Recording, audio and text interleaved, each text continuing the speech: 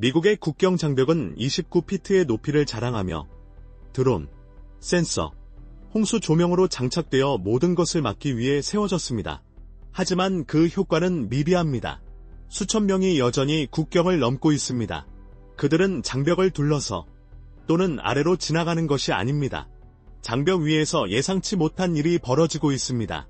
더 놀라운 것은 멕시코가 이제 미국 당국을 놀라게 할 정도로 대담하고 비전통적인 전술을 사용하여 개입하고 있다는 것입니다. 이는 훨씬 더 큰 문제를 드러내고 있습니다. 그럼 이 모든 기술과 전술은 무엇일까요? 함께 알아보도록 하죠. 그런데 이 장벽은 어떻게 이렇게 발전된 방어 체계를 갖추게 되었을까요? 대대적인 설계, 미국의 강철 장벽. 미국과 멕시코의 국경은 약 1930마일에 걸쳐 있으며 태평양에서 텍사스의 남쪽 끝까지 이어집니다. 그중 약 700마일은 29피트가 넘는 강철 장벽으로 보호되고 있으며 6인치 정사각형 기둥 사이에는 4인치의 간격이 있습니다. 아래쪽 부분은 절단을 방지하기 위해 콘크리트 또는 보강 강철로 채워져 있으며 구조물은 검은색 페인트로 코팅되어 열을 흡수하고 장벽에 억제 효과를 더합니다. 샌디에이고와 같은 고교통 지역에는 이중 울타리가 추가되었습니다. 국경 순찰대는 모션 센서, 드론, 그리고 연결된 공중정찰 기구와 같은 고급 감시 도구를 사용하여 24시간 모니터링을 합니다.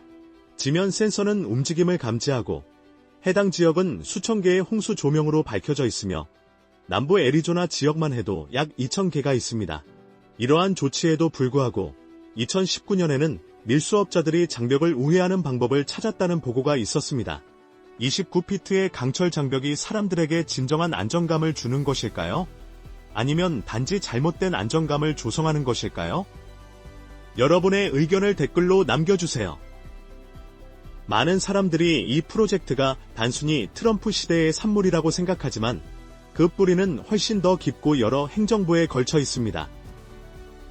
30년의 역사, 미국 멕시코 국경에 장벽을 세우는 작업은 도널드 트럼프 대통령 이전에 이미 시작되었습니다. 20세기 90년대, 빌 클린턴 대통령 하에 첫 번째 펜스 구간이 설치되었습니다. 지난 30년 동안 이 장벽은 점진적으로 확장되었습니다. 예를 들어 2008년에서 2016년 사이에 캘리포니아 멕시코 국경을 따라 추가 펜스가 건설되었습니다. 2017년에서 2021 사이에는 약 458마일의 새로운 장벽이 추가되었습니다. 이러한 노력의 주요 목표는 멕시코에서 미국으로의 불법 이민을 줄이는 것이었습니다. 국경 장벽은 단일 연속 장벽이 아니라 펜스와 벽으로 분류되는 다양한 구조물의 조합이라는 점이 중요합니다. 이러한 물리적 구간 사이에는 센서, 카메라 및 기타 감시 기술로 구성된 가상 장벽, 이 국경 보안을 지원합니다. 트럼프 대통령 재임 기간 동안 그는 뉴멕시코와 애리조나의 외진 지역에서 458마일의 펜스 건설을 감독했습니다. 그는 추가로 248마일의 건설 계획을 세웠지만 2020년 대선 이후 건설이 중단되었습니다. 바이든 행정부는 이후 물리적 장벽을 확장하기보다는 국경 보안을 강화하기 위한 대안 방법을 모색하기 위한 의회 자금을 요청했습니다. 그럼에도 불구하고 수십 년의 계획과 수십억 달러의 지출에도 불구하고 하나의 냉혹한 진실이 있습니다. 장벽은 결단력 있는 국경 침입 시도를 막지 못했습니다. 그럼 사람들은 어떻게 여전히 국경을 넘고 있는 걸까요? 국경 보안의 도전. 트럼프가 다시 권력을 잡고 2016년 캠페인 동안 홍보했던 국경 장벽을 완공할 계획을 세웠습니다. 그는 처음에는 견고한 콘크리트 장벽을 원했지만 국토안보부는 투명한 장벽을 추천했습니다. 이러한 노력에도 불구하고 장벽은 불법 통과를 완전히 막지 못했습니다. 2019년에서 2022년 사이 개인들이 쉽게 구할 수 있는 공구인 앵글 그라인더와 톱을 사용하여 3,000번 이상 장벽을 뚫었다고 보고되었습니다. 이들은 종종 20분도 안 되는 시간 안에 장벽을 통과했습니다. 이러한 활동은 일반적으로 밤에 발생하며 사람들은 시야를 줄이기 위해 담요를 사용하고 탐지를 피하기 위해 감시자를 두곤 합니다. 한번 개방된 곳은 수리가 이루어질 때까지 자주 재사용되며 그 후에는 다시 반복될 수 있습니다. 캘리포니아는 특히 엘센트로와 샌디에이고 지역에서 가장 많은 침입이 발생합니다. 한 경우에는 2대의 SUV가 통과할 수 있을 만큼 넓은 구간이 열리기도 했습니다. 정부는 2019년에서 2022년 사이에 수리 작업에 $200만 이상을 지출했으며 보통 수리 날짜가 적힌 강철 패치를 용접하는 방식으로 진행되었습니다. 25마일 구간의 장벽에서는 적어도 71개의 수리된 장소가 문서화되었지만 일부는 탐지를 지연시키기 위해 위장되었습니다. 그럼에도 불구하고 강철 기둥은 원래 제한된 견고한 콘크리트 장벽보다 수리가 더 용이합니다. 절단하는 것은 이야기의 한 부분일 뿐입니다. 만약 장벽을 넘는 것이 더 흔하고 놀랍게도 효과적이라면 어떻게 될까요? 탐구하기 전에 여러분 모두에게 특별한 요청이 있습니다. 제가 도와드릴 수 있는 방법이 있다면 알림벨을 눌러주시고 구독 버튼을 눌러주세요. 이 채널에 큰 도움이 됩니다.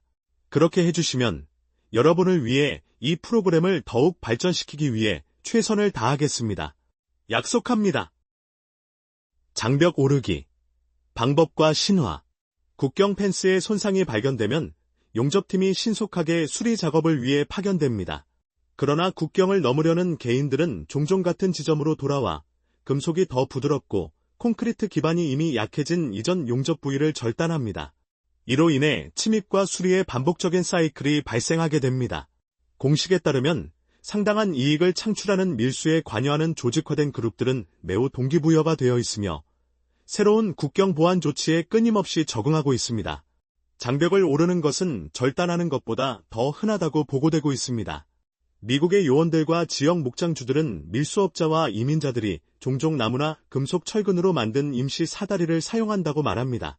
이러한 사다리는 기둥 사이에 들어갈 만큼 좁아서 장벽을 오르는 데 사용됩니다. 때때로 매듭이 있는 로프나 로프 사다리도 사용됩니다. 철근 사다리는 재료가 저렴하고 하드웨어, 상점에서 널리 구할 수 있기 때문에 자주 사용됩니다. 특히 3층 건물만큼 높은 펜스에서 떨어질 경우 부상이나 심지어 사망의 위험이 있음에도 불구하고 이러한 방법은 여전히 사용되고 있습니다. 경우에 따라 개인들은 경량 사다리나 로프를 사용하여 클라이밍 방지 패널을 우회합니다. 누군가 정상에 도달하면 다른 사람들이 넘는 데 도움을 주기 위해 로프 사다리를 내릴 수 있습니다. 하지만 장벽을 넘는 것이 전혀 목표가 아닐 수 있습니다. 가장 충격적인 활동이 우리 발 아래에서 전혀 보이지 않는 곳에서 일어나고 있다면 어떨까요? 숨겨진 터널 네트워크. 가장 놀라운 것은 사람들이 국경 장벽을 오르거나 절단하는 것뿐만 아니라 터널을 파고 있다는 것입니다. 2017년에서 2019년 사이에 당국은 40개의 터널을 발견했습니다. 2020년에는 발견된 수가 월 평균 1개로 증가했습니다. 그중 하나는 지금까지 발견된 것 중 가장 긴 터널이었습니다. 2022년에는 또 다른 터널이 보안이 철저한 지역에서 발견되었습니다. 이 터널들은 매우 발전되어 있습니다.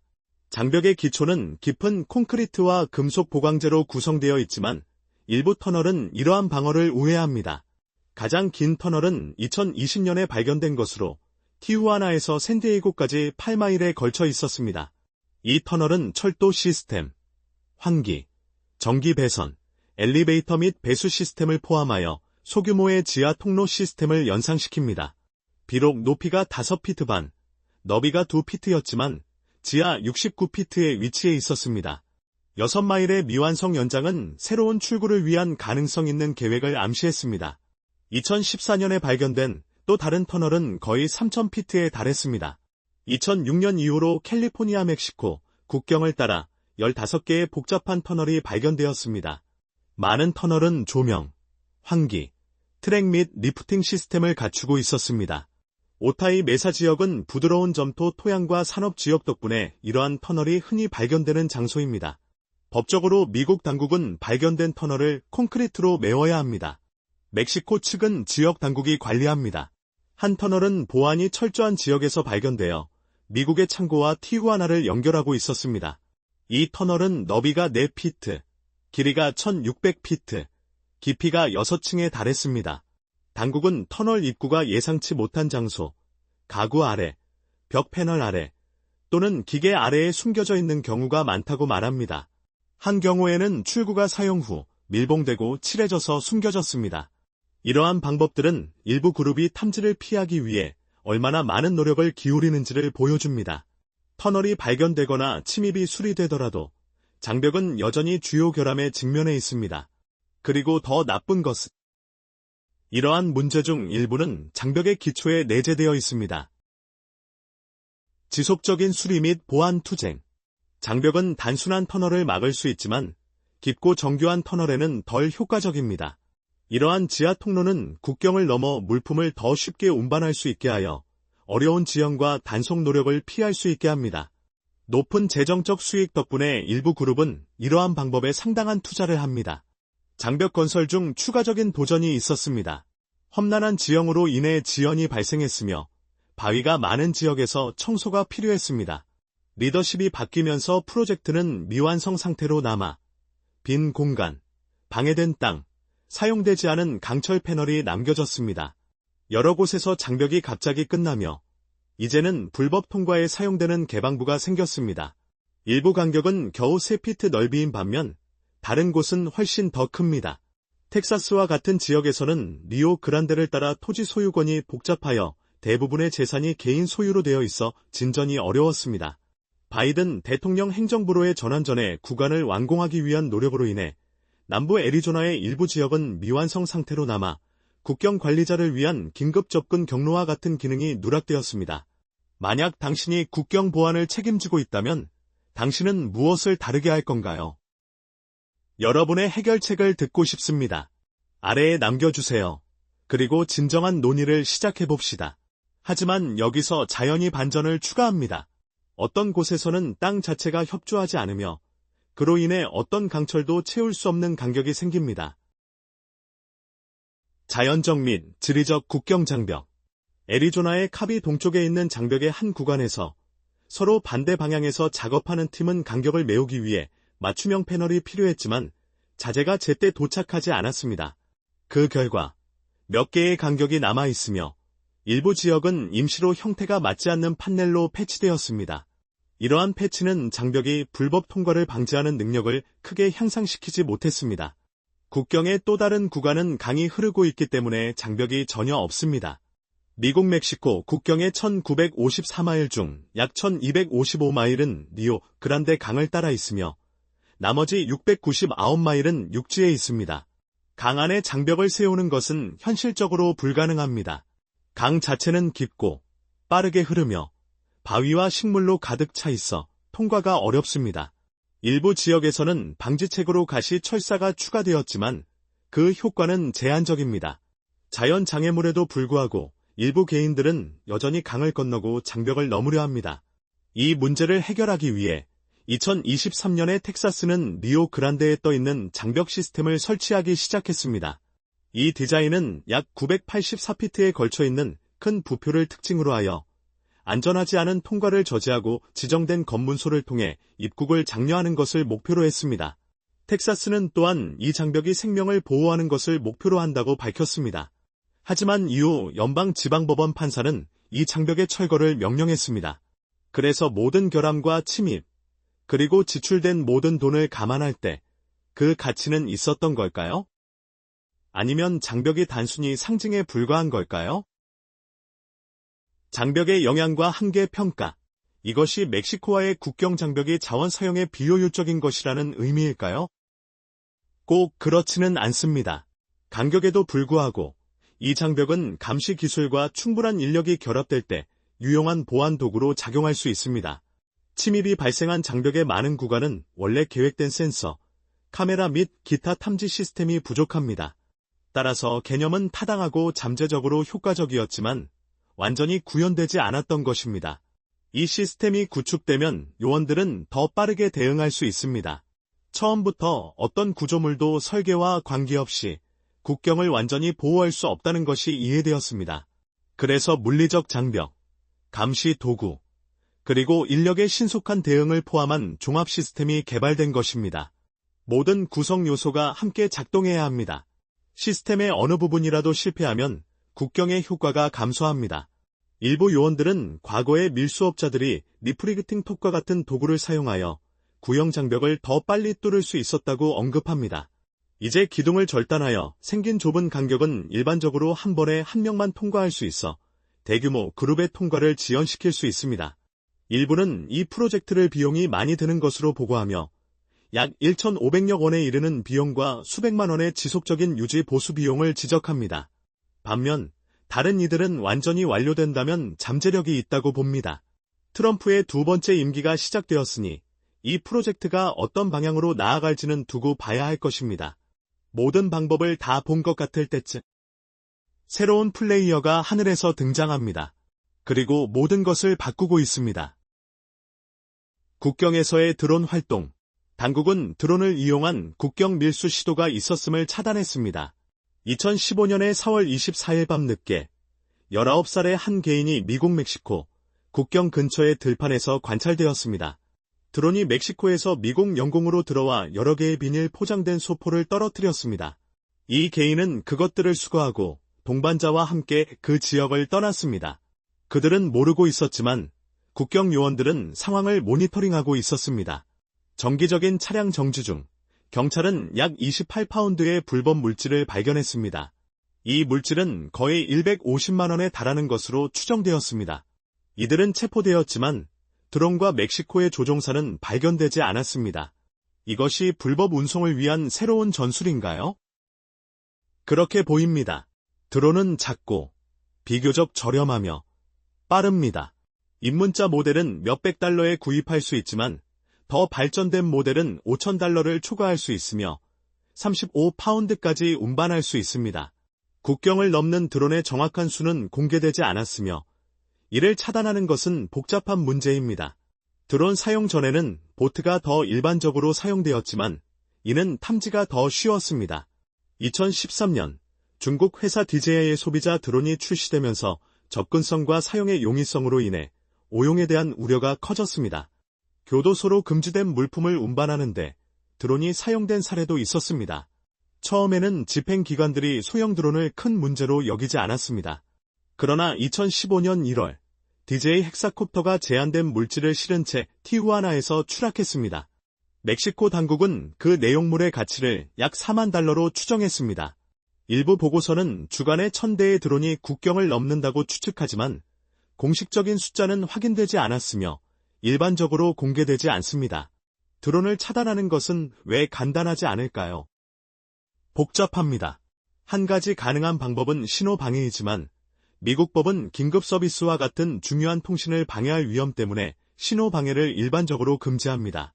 따라서 물리적 차단이 법적으로 가능한 몇 안 되는 방법 중 하나입니다. 미국 국민이 국경에서 무슨 일이 일어나고 있는지 알 권리가 있다고 생각하신다면 이 비디오에 좋아요를 눌러주세요. 이는 국가 안보에 관심 있는 더 많은 시청자에게 도달하는 데 도움이 됩니다. 장벽을 완벽하게 만들기 위해 당국은 다시 설계를 시작했습니다. 하지만 프로토타입은 예상치 못한 것을 드러냈고 어린이들조차 잘못된 것을 증명했습니다. 장벽 프로토타입과 대중의 피드백. 2017년까지 8개의 국경 장벽 프로토타입이 캘리포니아 사막에 세워졌습니다.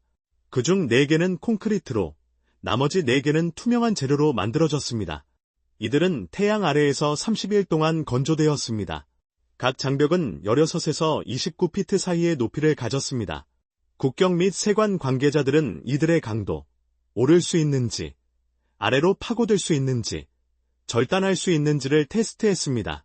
2019년 도널드 트럼프 대통령은 장벽이 오를 수 없도록 설계되었다고 말하며 이를 입증하기 위해 클라이머를 고용할 것을 제안했습니다.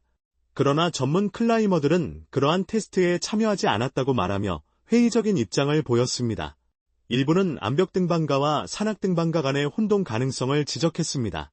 이후 클라이머들은 레드리버 고지에서 복제 장벽을 테스트했습니다. 한 사람이 17초 조금 넘는 시간에 장벽을 올랐습니다.